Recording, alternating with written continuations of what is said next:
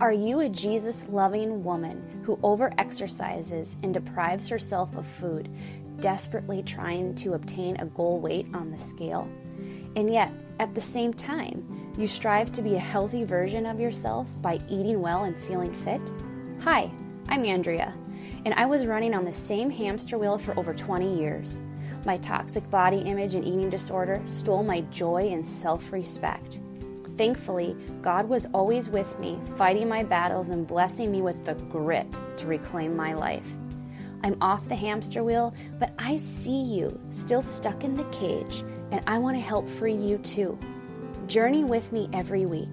I'll share personal stories, tools, mindset shifts, and the practical steps I took to heal my unhealthy relationship with food and exercise. I don't believe food and exercise are the problems. I believe they're part of the solution. Instead, I'll teach you how your mindset and faith are the keys to healing. Get ready to navigate your newfound path to healing. Get ready to reclaim your self-worth. Get ready to realign with your God-given identity. For in this identity is where you find true wellness and healing. When you are well, your gifts shine into the world. Shine on, babe. Let's do this. I'm Andrea Carroll, and this is Good Vanilla.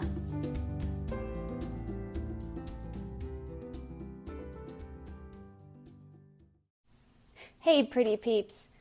I'm quickly popping in here before we get rolling to communicate that I am not giving medical advice. I'm giving energetic, emotional, and mental support for women on their health journeys. I'm here because I care. I hope sharing my story will in some way help you on your unique path. Okay, let's dive in. Hey there, beautiful soul. Thank you for hanging out with me today. I am so happy to have your ears listening and your heart open because there is work that we need to do. We need to jump into it. Last week, we had a very impactful episode on beginning inner childhood work.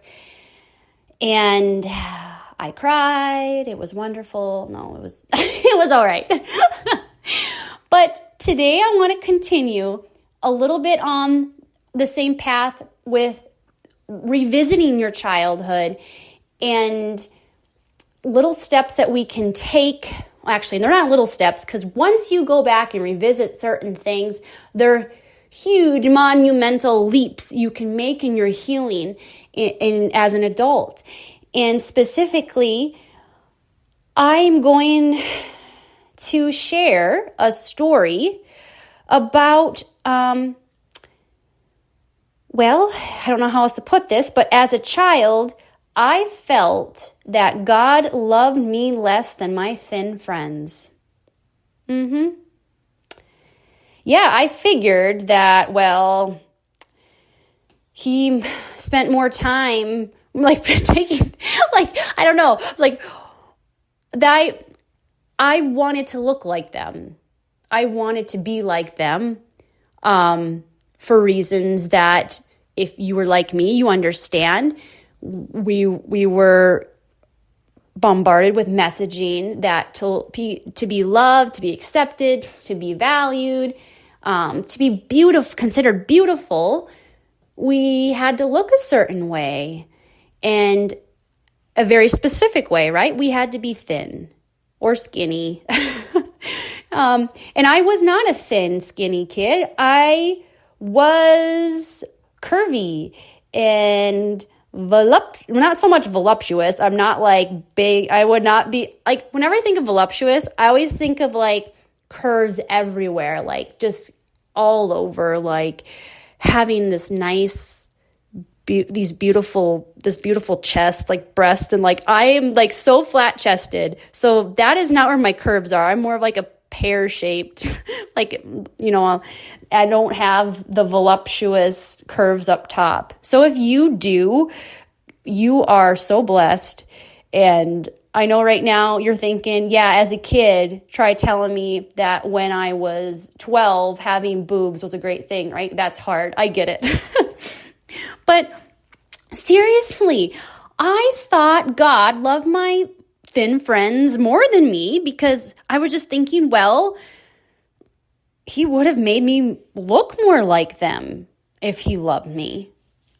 Because especially when I started noticing the differences in my body, I was very young. I was like 8 years old. I was like in second grade when I really started noticing the differences in my body. I started comparing myself to other people at such a young age.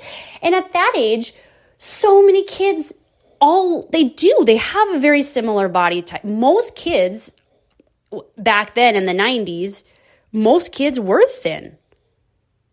I don't know about now, but so I thought my differences were not a good thing. I thought, well, I don't look like them. I don't look like a majority of the people here. Gee, God, why do you hate me so much, right? Like, I seriously thought that. And if you ever thought that, here's what I want you to take today. Here's the message.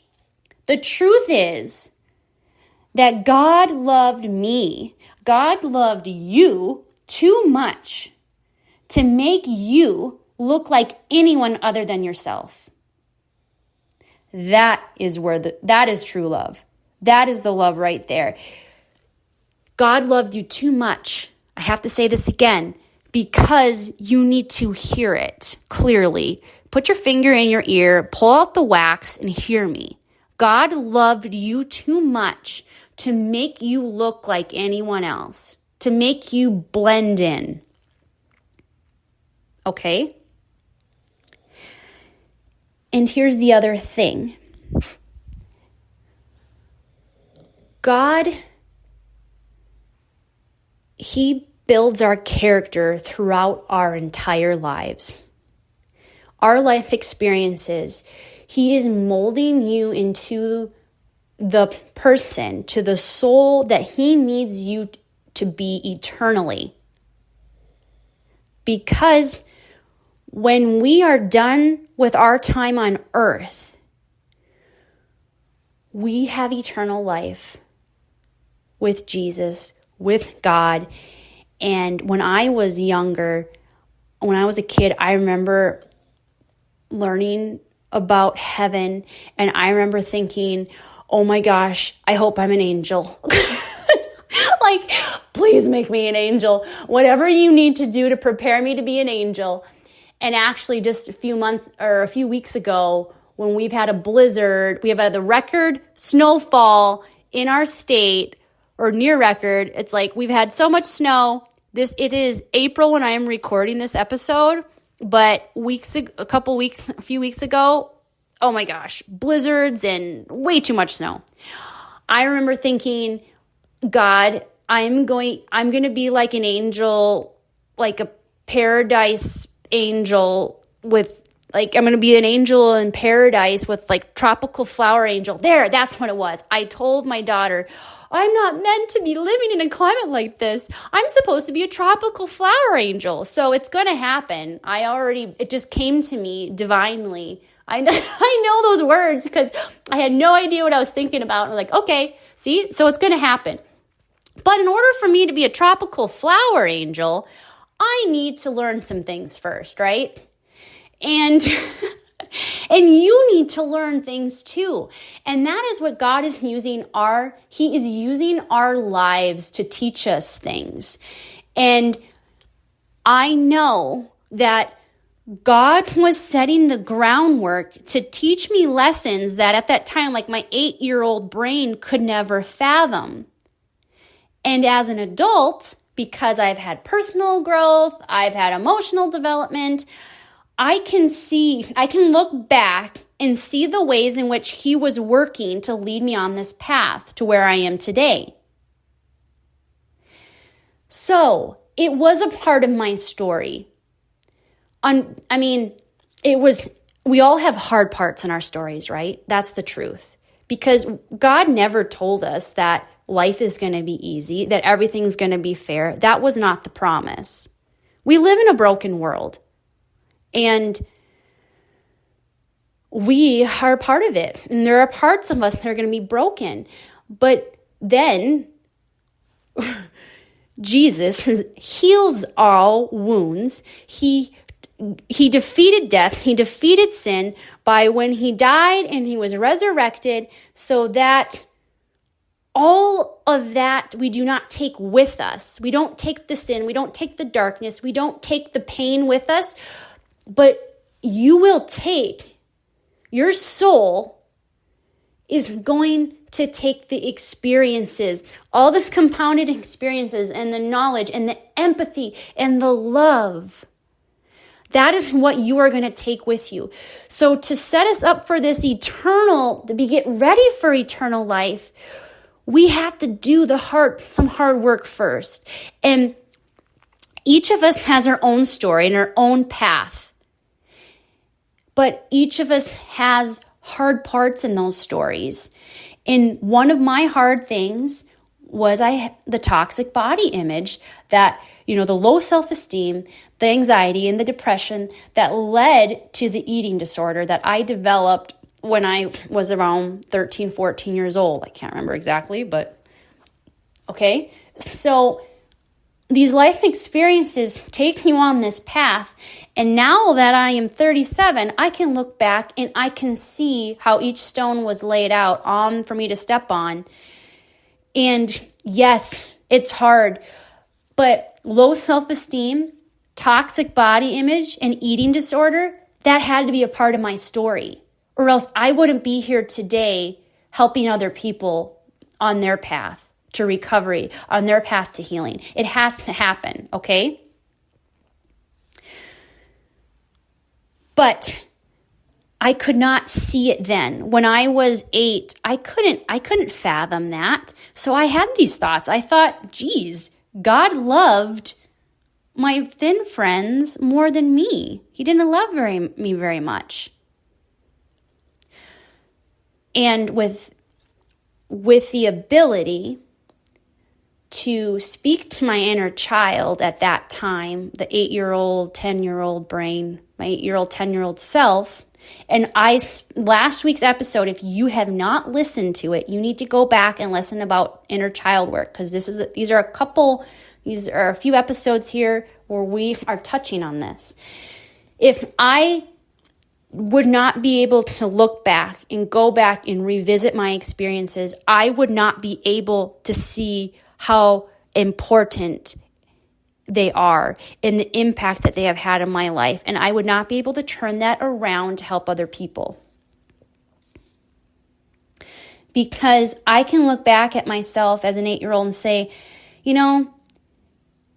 you were who you were then so that you can be who you are now. And I want you to tell yourself that. Say this out loud, or write it down and have it in a note somewhere so when you need to look at it. But say this with me. I was who I was then. Say that.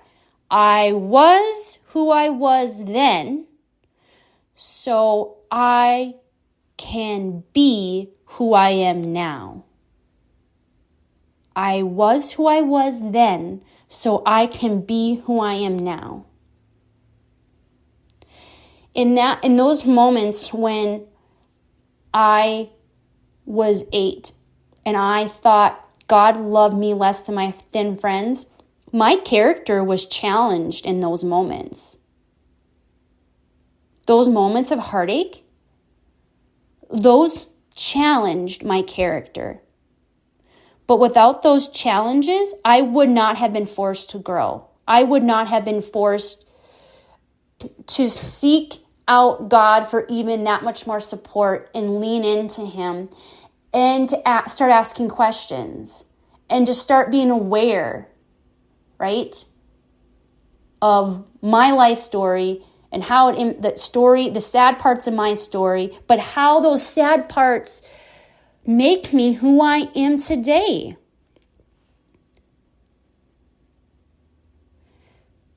So what is something that you look back, because here, I guess maybe I haven't been that clear but I want you, in your faith, I want you to be able to see that you can be challenged. You can be challenged by difficult seasons in life. You can be challenged by heartache, by darkness, by things that you think that there's no way you're going to make it through. You can be challenged by those things, and you will persevere through it with God's help, with your faith, because you've decided that nothing is going to keep you from moving forward, that nothing is going to keep you from growing and making improvements and in doing the hard work that is needed to heal and to recover. With God, with your grit, you can get through this. You can get through the hard things.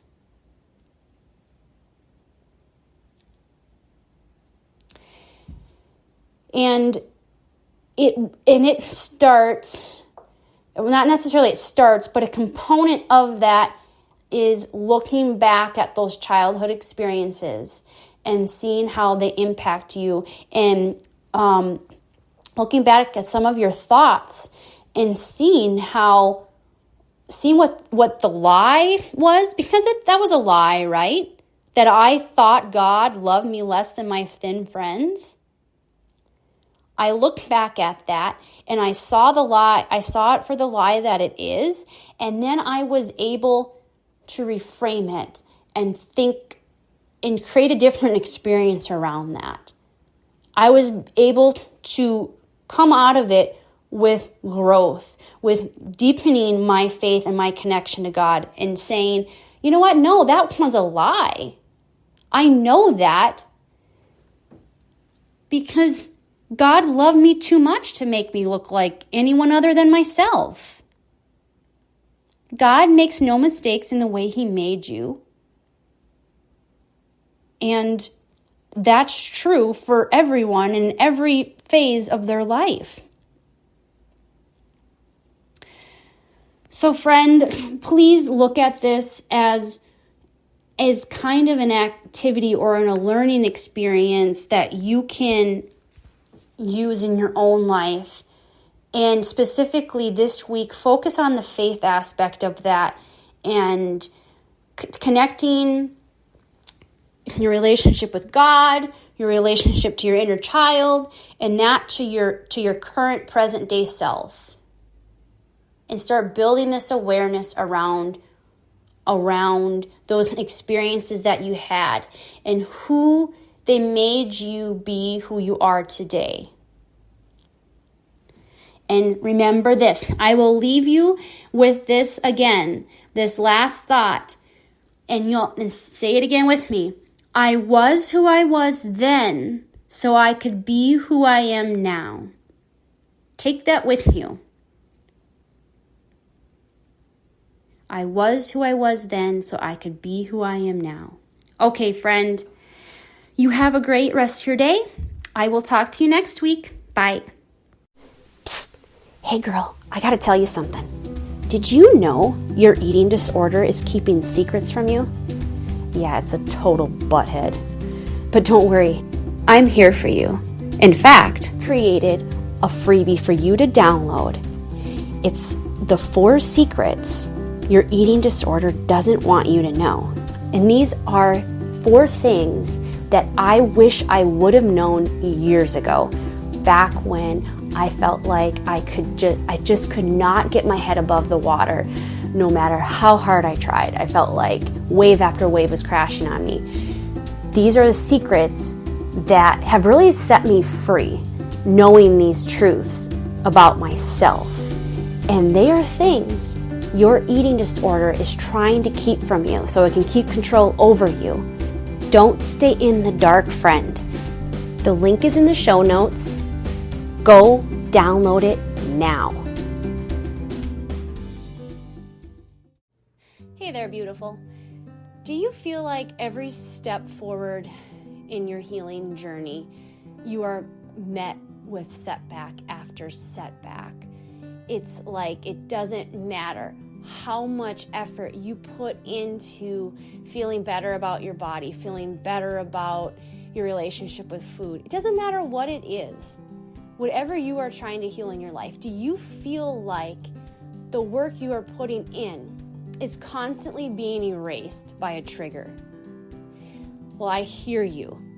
I'm seeing all the comments online about people trying to heal their relationship with their body and with food, and it seems like triggers are something that are relentless in your life. They will not give up their grip on you. Here's the thing. Triggers are not going away, but there's something you can do about it. You have the tools, you have the capability within you to fight back. And to help you do this, I created a little workbook, a free download for you to get right now and start working on fighting back against your triggers. It's my 3-step process to tame your triggers. I walk you through, there are journal prompts in the workbook that walks you through exactly what you need to do to set up your own plan so that you are prepared the next time a trigger strikes. Friend, take back your life. Take back the control. Don't let triggers have control over you. The link for the download is in the show notes. Go download it now and take the first step to defending your life and defending your well-being. You got this, friend.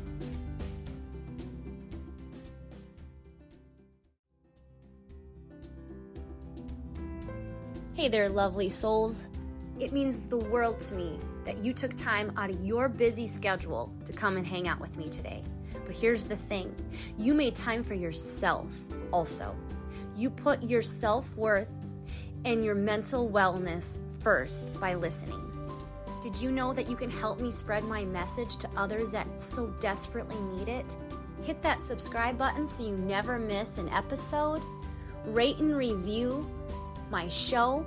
And hey, I want to hang out with you more. Come over on Instagram, follow me at Andrea_Caro, and send me a message. Tell me how you're doing. I want to get to know you. I can't wait to hear from you. And until then, shine on, babes.